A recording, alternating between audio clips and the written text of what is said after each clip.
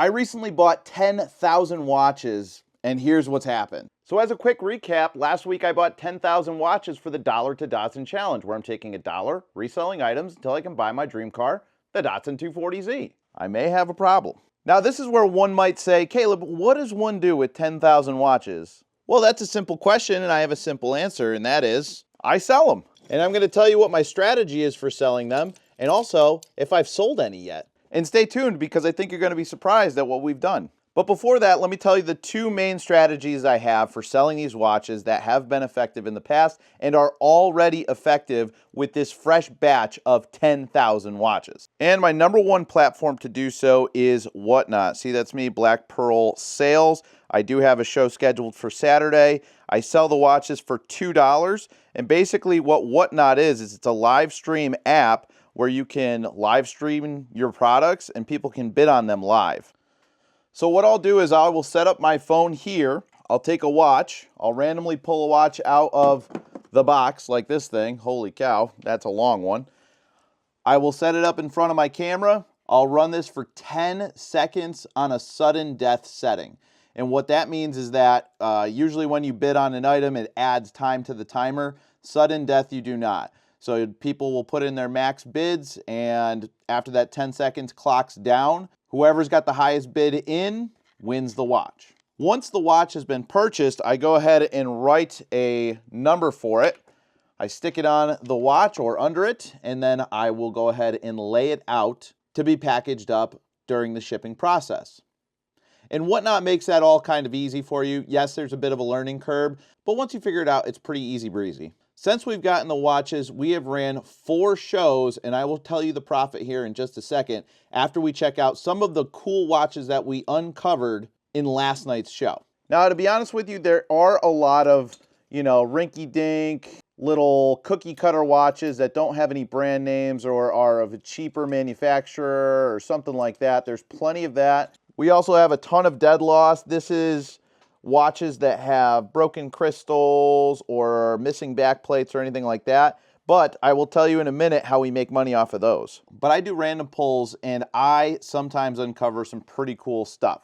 So for instance, we have this Casio digital watch. It's a nice little Casio digital and it does need a battery, but my customers have gotten watches in. They say that 98 out of 100 have been working properly. So it is, luck of the draw. Maybe it'll work, maybe it won't, but a lot of them do tend to work.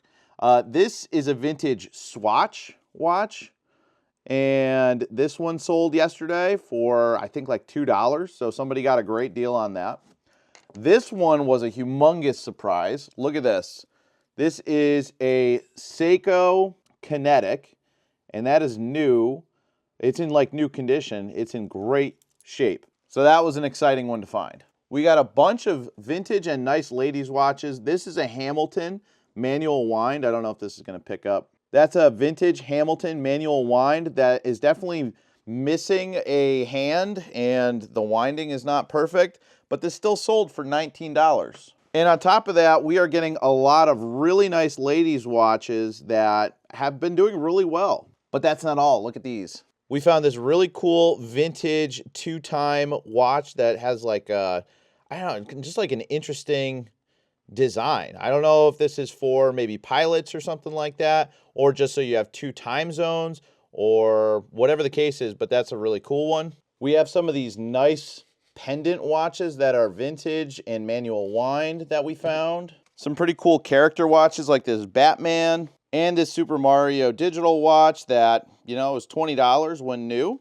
We have some Avon watches here. Some men's digital and analog watches. This one is a Polo watch. This is a US Polo watch. Some really unique dials. Digital Star Wars watches. We even found this vintage manual wind Albin watch. It's missing a crystal, but it is running. So that was a really cool one to find. And in total in last night's show, we sold 125 watches. And that's just a small dent of how many watches that we actually have. We haven't even gone through that box. We haven't gone through this box or this box or this box or half of this box. And these are the watches that we already went through and nobody bought, but we can run them again and again and again until somebody does buy them. It all depends on what kind of crowd you have. And the second way I do it is I make bulk lots of different kinds of watches and I sell them in bulk in different boxes. I've only sold one bulk deal so far. It had about 35 watches in it and it sold for $100. Speaking of financials, I will tell you exactly how much I've made so far in this first week of reselling the watches, but in order to do that accurately, I have to package up all of these watches right now so I can figure out how much money I made after all the fees and shipping. This is probably going to take me like an hour, but for you, it's going to be right now. So I'm going to give you a little glimpse behind the curtain here. This is the shipping screen on Whatnot, and I had 17 orders. I had 17 orders, and it totaled out to $445. And after all the fees and shipping calculated, that left me with a profit of $354.70, which is excellent because this was the best show that I've had so far, and I've had 3 prior shows to this.